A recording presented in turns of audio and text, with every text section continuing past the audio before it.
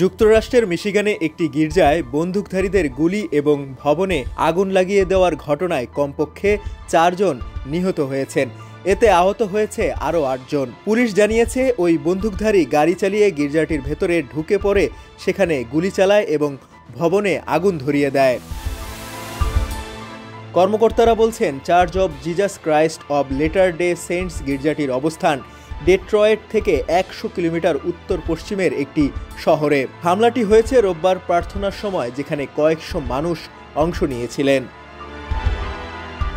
সন্দেহভাজন হামলাকারী মিশিগানের Burton Thomas Jacob Sanford. তিনি গির্জারি কার পার্কিং এলাকায় পুলিশের গুলিতে নিহত হয়েছেন। কর্তৃপক্ষ এই ঘটনার তদন্ত করছে। তারা বলছেন, হামলার উদ্দেশ্য এখনও তাদের কাছে পরিষ্কার নয়।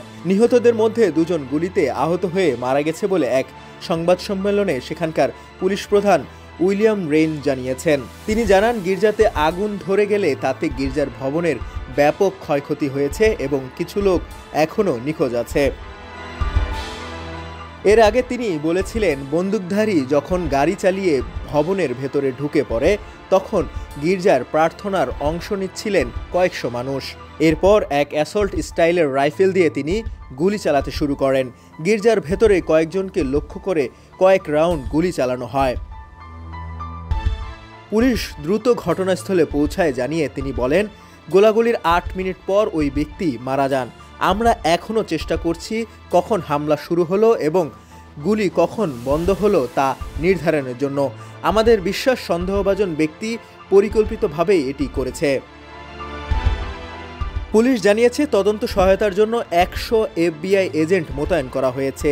প্রেসিডেন্ট ডোনাল্ড ট্রাম্প বলেছেন, গির্জায় গুলির বিষয়ে তাকে অবহিত করা হয়েছে এবং তিনি FBI এর নেতৃত্বে তদন্তের বিষয়টি নিশ্চিত করেছেন। সোশ্যাল মিডিয়া ট্রুথে তিনি একে আমেরিকায় আবারও খ্রিস্টানদের লক্ষ্য করে পরিকল্পিত হামলা হিসাবে বর্ণনা করেছেন। ডেস্ক রিপোর্ট, সমকাল।